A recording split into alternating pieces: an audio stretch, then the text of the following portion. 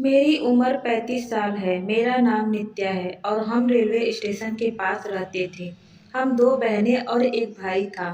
मेरी माँ एक अजीब तरह की औरत थी। अजीब इसलिए कि वह हर बात में बहुत भेदभाव करती थी। किसी के घर नहीं जाती थी और जाती भी तो वहाँ कुछ खाती नहीं थी।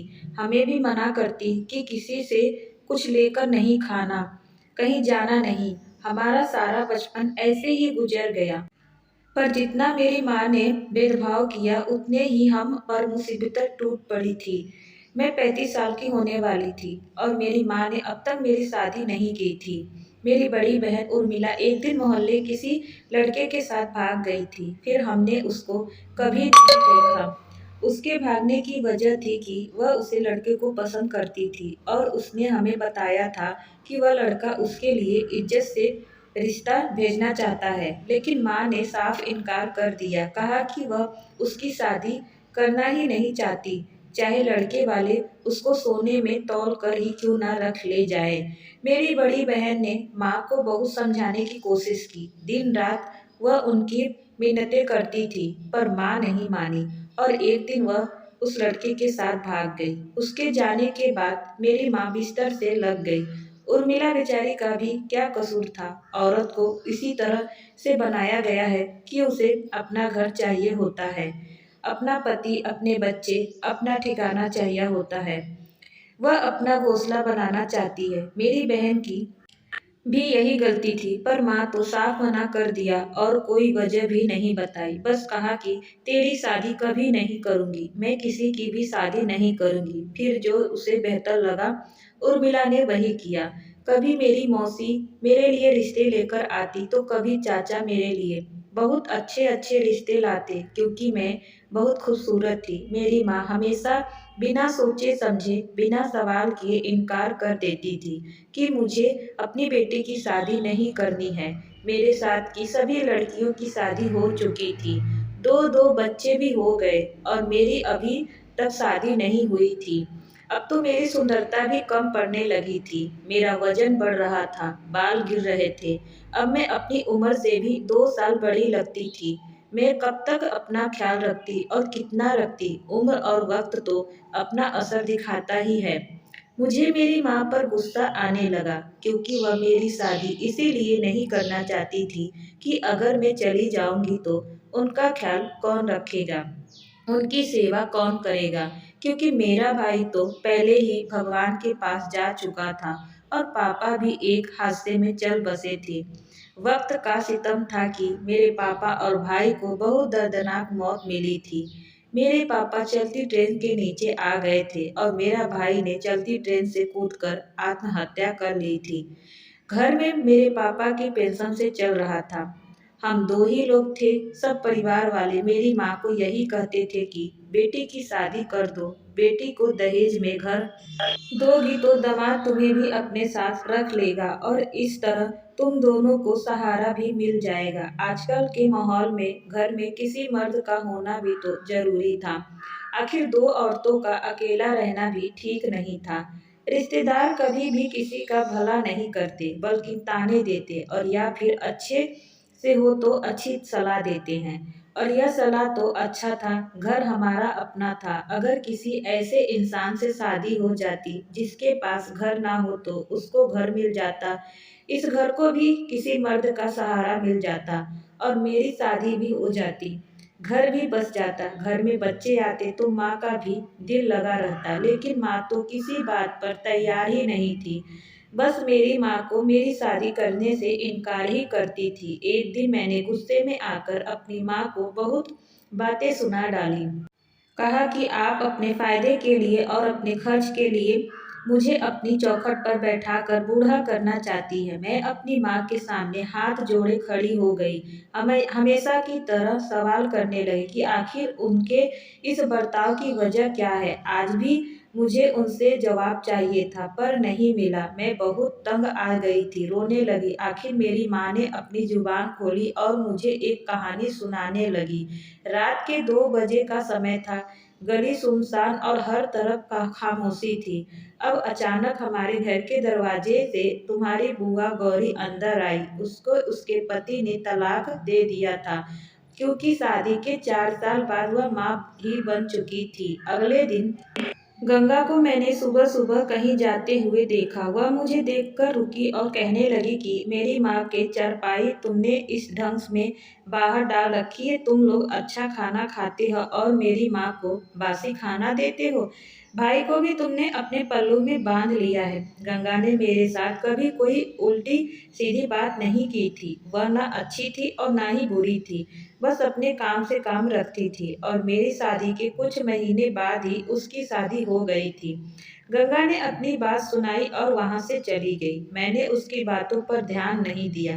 दोपहर का समय था जब दो पुलिस वाले और मोहल्ले के 4 लोग एक लाश को उठाने हमारे घर में आए। चारपाई तेरी दादी के सामने रखी और लाश के मुंह से कपड़ा हटाया। कहने लगे, रेल के पटरी पर आज सुबह यह लाश मिली है। यह लाश मोहल्ले वाले कह रहे हैं कि तुम्हारी बेटी की है। लाश की पहचान कर दो ताकि हमारा काम तो खत्म हो। पुलिस वाले ने अजीब से अंदाज में कहा था। हम सब यह दृश्य देखकर हैरान रह गए थे। यह गंगा की लाश थी। तेरी दादी चिल्लाई और बेहोश हो गई। इन सब में सारा कसूर मेरा ही था।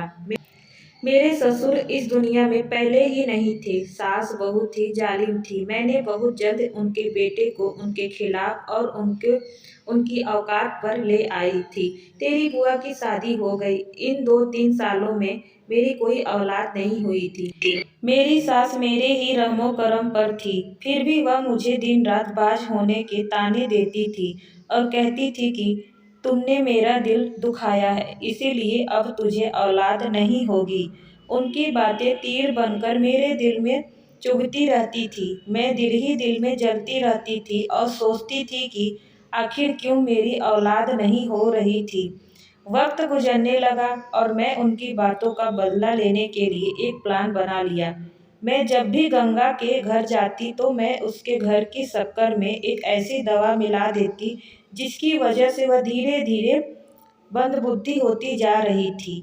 अगर मेरी औलाद नहीं हो रही थी तो औलाद गंगा के यहाँ भी नहीं हो रही थी और मैं इस बात से बहुत खुश थी। मेरी और गंगा की शादी को 4 साल हो गए थे और हम दोनों के यहाँ औलाद नहीं हुई। जो दवाइयाँ मैं गंगा को चोरी छुपे खिलाई उनकी वजह से 4 साल बाद उसके पति ने दूसरी शादी कर ली और उसे घर से निकाल दिया और तब तक मुझे पेट से होने की खुशखबरी मिल चुकी थी। गंगा यह सदमा बर्दाश्त नहीं कर सकी और उसने आत्महत्या कर ली। इस हादसे के बाद मेरी सास भी ज़्यादा वक्त तक जिंदा नहीं रही। उन्होंने गंगा के दुख को दिल से लगा लिया और 1 साल बाद इस दुनिया से चली गई। अब घर भी मेरा था और इस घर में आने वाला एक एक पैसा भी। मैं बहुत खुश थी कि मुझे औलाद भी मिल गई थी। लेकिन एक कहावत है ना, इंसान जो दूसरे के साथ करता है वही उसके साथ भी होता है। तुम लोग बड़े होने लगे और वक्त ने मुझसे बदला लेने की ठान ली। मैं जानती भी थी नहीं थी कि मेरे साथ क्या होने वाला था। मैं भूल गई थी कि हमारे कुछ पापों की सजा हमें इस दुनिया में मिलती है और हम उनकी सजा यहाँ पर भुगत भुगत कर जाएंगे। मैं जिसको जीत समझ रही थी दरअसल मेरी हार थी और मेरी हार में मेरे सामने खड़ी थी। तेरे पापा बीमार रहने लगे। मुझे बताते भी नहीं थे कि उनके साथ क्या मसला है। दिल ही दिल में वह जल उतरे रहते। मैं उनके लिए बहुत परेशान रहती थी। वह घर से बाहर गए तो मुझे उनके सामान से कुछ रिपोर्ट मिल गई जिनके मुताबिक तेरे पापा को अस्थमा था और वह एक दिन चलती ट्रेन के सामने आ गई। जानती है, उस रात मुझे तेरी गंगा बुआ सपने में आई थी। वह हंस रही थी और जैसे कह रही थी कि तेरे पति को भी उसकी तरह ही मौत मिली है। वक्त गुजरने लगा। किसी तरह फिर मैं खुद को संभाल लिया और सोचा कि सिर्फ तुम तीनों के लिए अपनी जिंदगी जी लूंगी। मगर तेरी बहन घर से भाग गई और तेरे भाई के साथ भी क्या हुआ। वह 18 साल का मासूम किसी 26 साल की लड़की के इश्क में आकर इतना दीवाना बन बैठा कि उसने चलती ट्रेन से कूदकर आत्महत्या कर ली। उस रात भी तेरी बुआ मेरे सपने में आई थी। वह मुझ पर हंस रही थी और कह रही थी कि तेरा बेटा भी तुझे छीन गया। अब तेरे पास सिर्फ तेरी बेटी बची है। अब देखना उसका क्या अंजाम होगा। मैं इसीलिए तेरी शादी नहीं कर सकती। असल बात तो यह है कि मैं अपने कर्मों से डरती हूँ कि अगर मैं तेरी शादी की और तुझे मेरे पापों की सजा मिलनी शुरू हो गई तो मुझे तेरी तकलीफ देखी नहीं जाएगी। अगर तू अपनी माँ को खुद गर्व समझती है तो मैं तेरे लिए ही यह सब कर रही हूँ। मैं तुझे खोना नहीं चाहती। तू मेरी सबसे छोटी औलाद है और सबसे छोटी औलाद तो सबसे ज़्यादा प्यारी होती है ना। आखिर औलाद ना चाहते हुए भी बहुत प्यारी होती है। मैं रोती हूँ, भगवान से प्रार्थना करती हूँ, जब तक तू मेरे सामने है तब तक मुझे तसल्ली तो है कि तू ठीक ठीक तो है। मैंने अपनी माँ से माफ़ी मांगी और कहा कि जैसा वह कहेगी मैं वैसा ही करूँगी। मेरी माँ सारी रात रोती रहती थी। जब कभी उनका दर्द बढ़ जाता तुम्हें चिल्लाने लगती। डॉक्टर कहते थे कि उनका कोई बीमारी नहीं है। आज माँ ने मुझे अपनी कहानी सुना डाली तो मैं यह सोचकर हैरान थी कि मेरी माँ ने एक भेदभाव की वजह से मुझे अब तक अपनी चौखट पर बैठा रखा था। जब कोई मरता है तो उसके पीछे क्या किसी का हाथ होता है? मरना तो सबको है। पापा और भाई की मौत लिखी थी तो वह मर गए, लेकिन मेरी माँ भेदभाव में आकर मेरी जिंदगी बर्बाद कर रही थी। अब मैं अपनी जिंदगी अपने तरीके से जीऊंगी। मैं अपने तौर तरीके बदलने, अपने पहनने का, उड़ने का ढंग बदल खुद का ख्याल रखना शुरू किया। मेरी शक्ल इतनी अच्छी तो थी कि मैं अभी भी किसी को पसंद आ सकती थी और ऐसा बहुत जल्द हो गया। सामने वाले घर में रहने वाली औरत ने मेरा रिश्ता पक्का कर दिया। रोशन नाम का लड़का था। उसका हमारी बात फोन पर होने लगी और हम एक दूसरे से मिलने भी लगे। मेरी माँ तो चारपाई पर पड़ी थी। उनको क्या पता था कि हम क्या कर रहे हैं। मुझे जब रोशन को अपने घर बुलाना होता तो मैं अपनी माँ को खाने में नींद की गोली दे देती थी तो वह सो जाती थी। एक दिन रोशन ने कहा कि हमें यहाँ से कहीं दूर चले जाना चाहिए, लेकिन मैं जब उसने कहा कि माँ का क्या करेंगे तो उसने कहा कि तुम्हारी माँ वैसे ही बहुत तकलीफ में है, अब उनका मर जाना ही ठीक है। हम यहाँ से चले जाएंगे, मोहल्ले वाले खुद ही उनका क्रियाक्रम कर देंगे और यह घर भी हमारा हो जाएगा। फिर हम वापस आ जाएंगे। मैंने अपनी माँ की भेदभाव के पीछे अपनी जिंदगी के कई सुनहरे साल बर्बाद किए थे। अब मैं ऐसा और नहीं कर सकती थी। मैं खुदगर्ज हो गई थी और वह ठीक कह रहा था। मेरी माँ को सुकून ही तो चाहिए था और उनका सुकून मौत में ही था। मैं रोशन का कहना मान गई। रोशन का कहना था कि हम कुछ दिन के लिए उसके एक घर जाएंगे। हम रातों रात वहां से निकले और रेलवे स्टेशन पर पहुंचे। हम ट्रेन में सवार हुए और अपनी मंजिल की तरफ चले जा रहे थे। ट्रेन स्टेशन पर रुकी थी। रोशन ने मुझसे कहा कि वह खाने पीने का कुछ सामान लेकर आता है। मैं कुछ देर वहीं पर बैठ गई, लेकिन रोशन अभी तक वापस नहीं आया था। उसके कुछ देर बाद ही एक औरत आई। उसके साथ दो आदमी भी थे।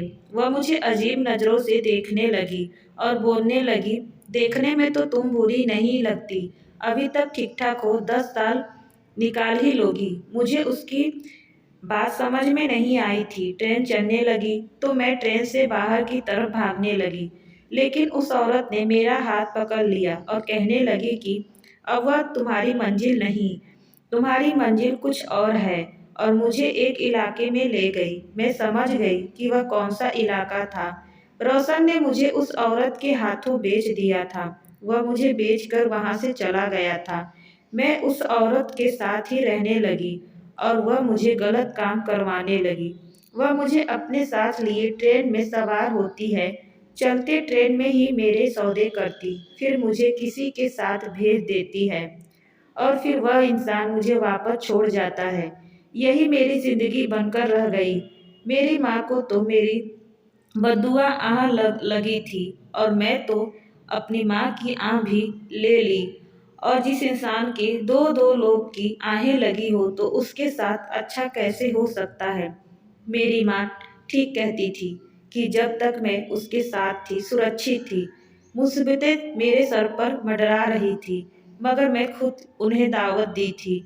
मेरी जिंदगी मेरे लिए नरक बनकर रह गई थी। मैं नहीं जानती थी कि यह सजा मुझे मेरी माँ के कर्मों की वजह से मिली है या फिर मेरी अपनी गलती की वजह से। अब मेरी ज़िंदगी खुद की एक सज़ा है। मेरा भी दिल करता है कि किसी दिन चलती ट्रेन से कूदकर अपनी सज़ा को ख़त्म कर दें, पर मेरे अंदर इतनी हिम्मत नहीं थी। तो दोस्तों, आज की यह कहानी कैसी लगी कमेंट में ज़रूर बताइएगा। अच्छी लगी हो तो लाइक शेयर सब्सक्राइब ज़रूर करिएगा। धन्यवाद।